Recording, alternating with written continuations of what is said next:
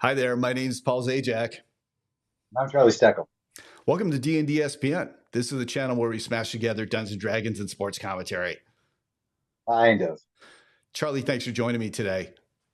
All right, so our clip today concerns a maneuver by a World Tree Barbarian, and he's got this ability to add hit points to characters at the beginning of the round. And this is something that I would always probably fail to do or fail to remember. So partially this clip is just about remembering stuff. So let's take a look and then we'll talk about it. And then with my bonus action, I will stand proud and billow my cape in the breeze. And Oh say, yeah, come. nice capability. I'm going to give you the chance because you could have assigned. Is anyone within 10 feet of you? Yeah, Oh, you can give Spike some hit points. Spike is on top of the owlbear. Yeah, that's within range. So that's something you wouldn't have forgotten. Thank you for reminding me. I keep forgetting about that little bit. Yeah, I would have too. I like that it's attached to the cloak billowing. Yeah, That's a good reminder. Yeah, right. Yes.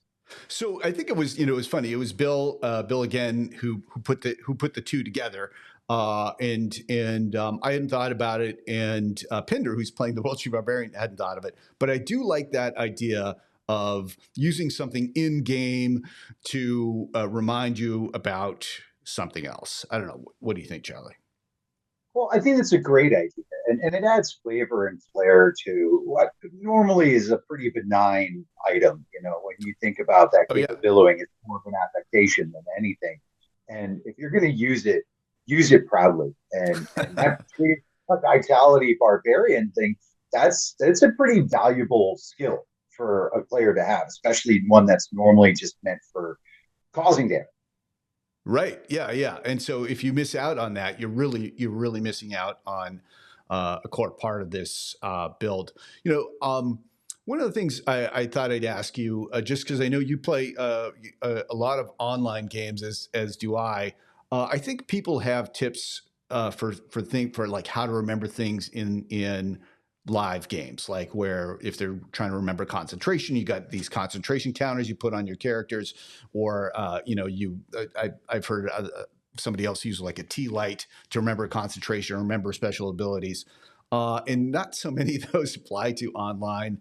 I don't know. Do you have any tricks you use to remember things, or like me, do you just forget? Well, primarily I use Roll20 as a platform, and they have put a lot into that system where you put markers on tokens, and they're actually adding pieces to an initiative tracker where you can put in things that count down as you go through it. So if there's an effect that's going to go away after a certain amount of time, you can build that in. A lot of times, even I have all those wonderful tools, you still forget, and Yeah. you want to hope that the player themselves, it's their sheet, they should be responsible for that, remembering that stuff. So what you've done, what your player's done here by adding that to the capability is just really kind of that mental trigger for them to remember how to do it themselves. Very clever. I agree that players should remember. I think in my own home game, it just doesn't happen.